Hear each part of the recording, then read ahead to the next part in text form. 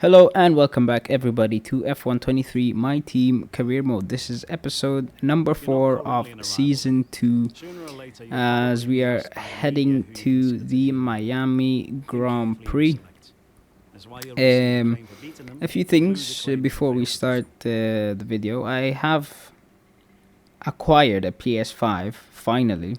I remember talking about how the footage on my videos cutting out randomly in the middle of, like, let's say when I'm commentating on the race, and it just like randomly jumps from one part to another. That was an issue with my PS4, which happy to announce that I finally have a PS5 now. And I believe after Monaco, which is the race after this one, all the races will be at an HD quality and not pixelated to a degree like you see right now. So it won't be 720p, it will be 1080p. And yeah, that's some good news. So we'll have uninterrupted races and footage to enjoy. As you can see over there, that happened just now, where I just, like, for some reason it just like shifted and like I lost some frames. I don't know what happened there, but either way, it's wet qualifying. And if you know anything about me, is that I'm not that great in wet weather conditions. So as you can see, I'm already making a lot of mistakes. But either way, I was gonna be gaining time regardless, because I believe the lap before this one was invalidated for corner cutting. I probably slid off somewhere, probably at the Mickey Mouse chicane. So yeah, I mean, not a good lap by the looks of things, as we are 1.2 seconds down to the closest driver to us. Is that even language English? Anyway, we managed to get into dry conditions, so we're transitioning now to a dry tire run, as we have Ocon ahead of us, who is also on a flying lap, unfortunately, meaning we will have a bit of an issue with grip and oversteer. As you saw there at the exit of the corner, I lost the back end because my fronts were not that would cause understeer. What am I talking about? It was probably driver skill, as I wasn't able to manage the power when I'm putting it down. But as we cross the line, we do not seem to have put in a good lap, as we end in 21st for Q1. So that means we are out of qualifying. And since we are out of qualifying, I took the liberty to decide that we're gonna take on power unit penalty, so the entire thing. And we have Lewis Hamilton down there with us. That's a surprise. And Sergio Perez, but I mean, that's not nothing we are not used to in our current day of current day. So yeah, we're gonna be taking engine penalties. So we're gonna have a brand new power unit, not engine, like an entire power unit is gonna be brand new for this race, which should give us peak power. And hopefully, even with the penalties, we should at least be able to reach points position. We're here in the coastal shores of Florida for the Miami Grand Prix, which has become the 11th Formula One track held in the United States. The grandstands are packed for what we hope is going to be another fantastic race, with great opportunities for wheel-to-wheel battles featuring 19 corners, 3.36 miles long, and expected average speeds of 138 miles an hour. The Miami International Autodrome will be sure to create lots of chances to overtake. Before we begin, let's take a quick look at the grid lineup for today's race. An immense lap from Carlos Sainz yesterday puts him in pole position. And starting next to them is George Russell. Moving on to the rest of the grid, we have Verstappen, Fernando Alonso, Norris, Ocon, Gasly, Albon, Oscar Piastri, Magnussen, Bottas, Teo Pourchaire, Hauger, Joe, De Vries, Sargent, Leclerc, Perez, Sonoda, Hamilton, Stroll, and the owner-driver rounds off the grid. And with lights out just moments away, it's time to go down to the track.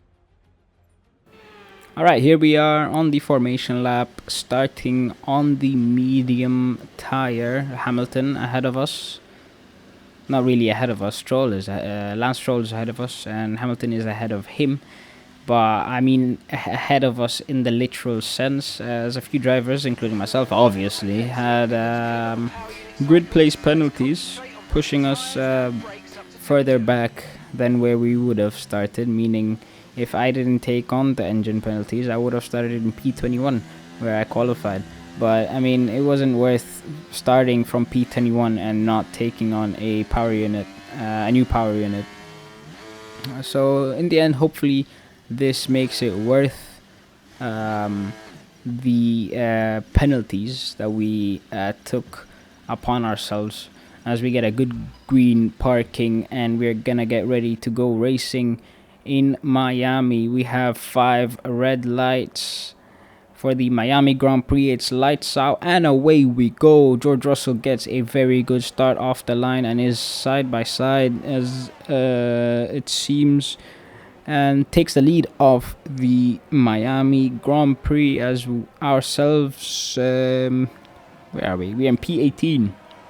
A pretty decent start from the back of the grid, as we are getting ourselves into some on-track battles here early on, instead of just lacking pace, as we have now Leclerc and Stroll going 3 wide into the corner over there, and we managed to get ahead of those 2 drivers. Hamilton managed to take P18 and is now a good amount of distance away from us, but we are gonna try and move around the outside and just within track limits as well, which is it's a bit of luck and also driver skill to be able to do that. Trust me, it's not as easy as it looks, but either way, we managed to get ourselves within what's it called, sniping distance of, not really, it's not that far, probably, yeah, well, what, like two car lengths away from Perez down the straight. Are we gonna make a move down the inside? Yes, we are, and we're gonna also take Logan Sargent, as he has to take evasive, he has to perform an evasive maneuver to avoid contact with us, as I think there was contact between Perez and Logan Sargent over there, but I'm not so sure, as right now, lap 2, we have Nick De Vries ahead of us, and by the time we reach the back straight, we are within attacking distance. No DRS enabled just yet, so it's gonna be slipstream down into the final corner. Can that be considered the final corner? Because there's a beautiful left-right going on over there before the start-finish. But either way, we make the move into P15, nice and easy, as we are ready to begin lap number 3. As we have DRS enabled finally, and we are within the DRS range of Dennis Hauger. But now lap 5 of the race, Nick De Vries very close behind with DRS. He could be making a move, but we also have DRS from Dennis Hauger, who is ahead of us. But it looks like we have an incident ahead of us causing yellows, and yeah, it turned into a red flag. Alex Albon probably hit the wall too hard. Look at the state of his car. Anyway, we manage to somehow squirrel our way into P11, and for the race restart, once again we are gonna go racing. After the red flag, it lights out and away we go once again. It looks like Verstappen got a very decent start. Not even decent, that was an amazing start, as he makes his way up into P3, overtaking Esteban Ocon, as Sainz and Alonso occupy first and second. And from P10 we managed to get ourselves all the way up into P7, a very decent red flag restart for us, as we have we go off the track over there, as we probably mess up our line, and we give the place back to George Russell, but we make a move down the inside over there, and we are now side by side, as he probably got better grip, but we managed to overtake George Russell. And going into the final corner, we have Oscar Piastri ahead of us now, as another set of yellows. Who is that? It looks like Alonso's retiring. Now, could that be a VSC at the very least, or will the no, it's a safety car. Safety car, due to Alonso being in a pretty dangerous position, a pretty dangerous location on the track, where he decided to park the car. Anyway, we are now on lap 9, safety car restart. Piastri ahead, George Russell behind. Our teammate is, well, I wouldn't say underperforming. It's most likely the car, because when he was driving in his previous team, AlphaTauri, he was doing pretty well for himself. I mean, I think he got a point or two in the previous season, and the AlphaTauri is not doing half bad in the current race with Dennis Hauger in 12th. Anyway, safety car restart. Sainz decides now is the time to go, and he catches Verstappen off guard. Ocon manages to get within, almost gets Max Verstappen down into turn 1, but we managed to make the most of the safety car restart and make up 2 positions on Magnussen and Piastri, and now we are all the way up into P4. We mess up the line over there again, and that invites the Haas of Kevin Magnussen to probably take a look, maybe around the outside, our right, our left maybe, but no, we managed to evade an overtake from him using the battery. And very good safety car restart, I would say, for now, as I think, who was that making a move? Nick De Vries battling with Pierre Gasly in the background over there. You can't really see it anymore, but we are now at the Mickey Mouse chicane, my least favorite part of the track, as it really does not, like, it shouldn't be there, to be fair. It just should be like a nice straight to the left-hander onto the back straight, and we have Magnussen now behind us, but we managed to break the toe as he's under attack from Oscar Piastri, and Piastri doesn't make a move on Magnussen, and yeah, he seems to come out of that without losing a position.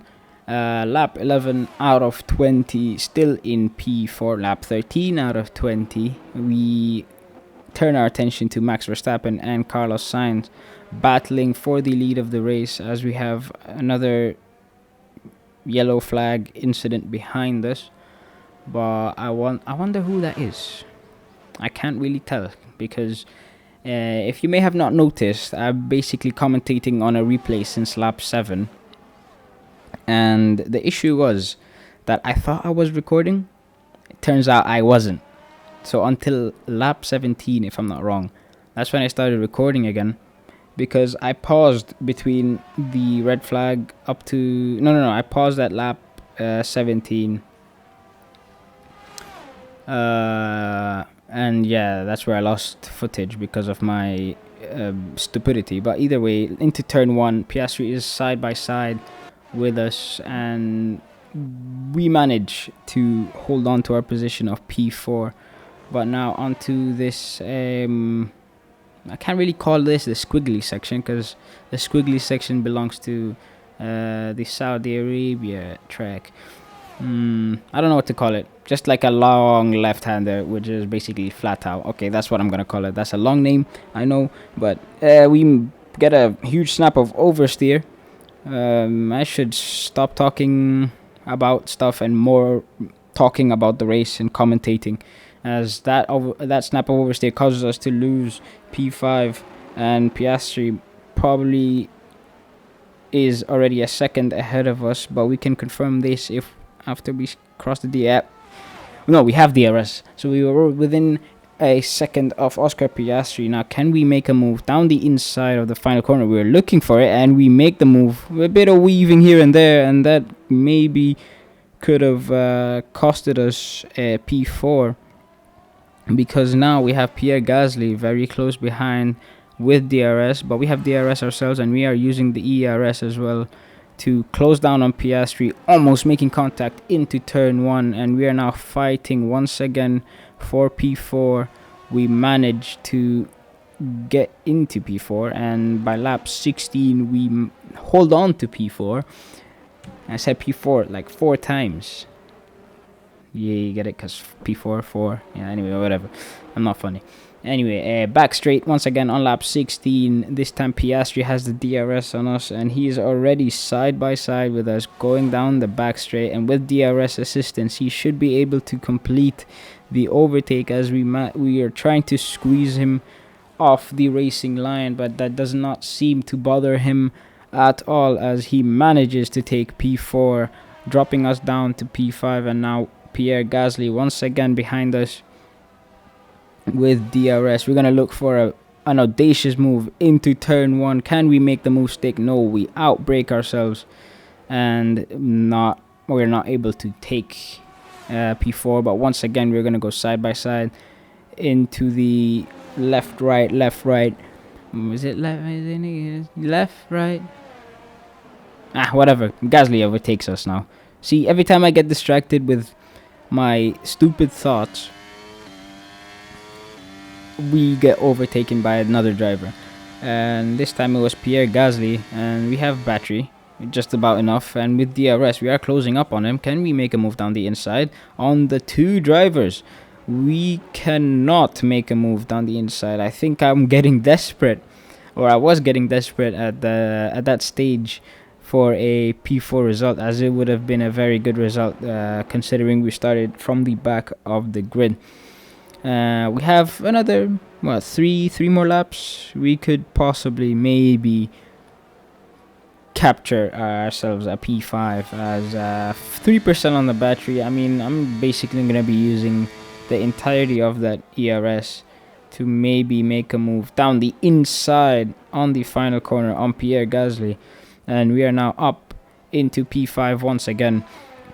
And with battery, we're going to try to defend a move from Pierre Gasly. This time, we still have DRS on Oscar Piastri, but by lap 19 we no longer have a DRS on Oscar Piastri, as he manages to build a 4.3 second gap, a 4 second gap, as now Pierre Gasly tried to look for a move down the inside, but doesn't manage to make it work, as we squeeze him and he has to yield to us and dropped behind us into P6. But he has another chance with DRS going down on this very long left-hander, which is basically flat out, and he has a very good chance. And this is the final lap, don't forget that, as you can see on the top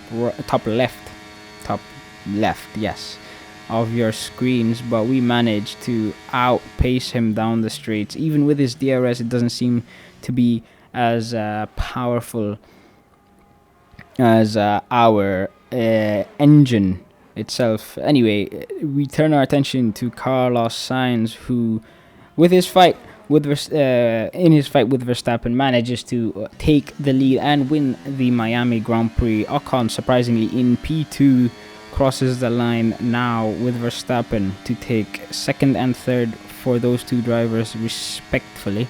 Oscar Piastri is going to be the next driver to cross the line, with ourselves in P5 fighting still with Pierre Gasly for the final for the top 5 position, and we manage to take P5 in this race. And that's the checkered flag. What an amazing victory in what has been a great Miami Grand Prix.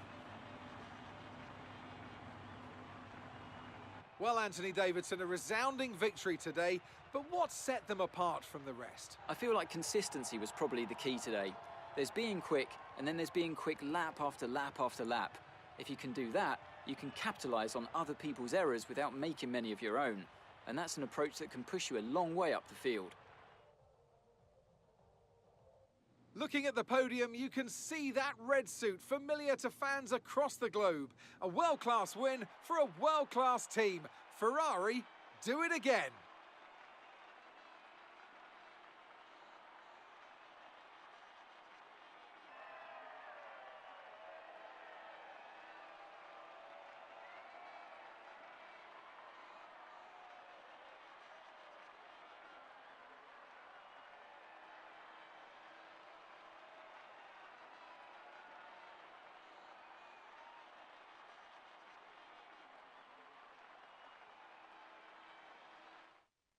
So then, it's time to see how this result affects the Drivers' Championship.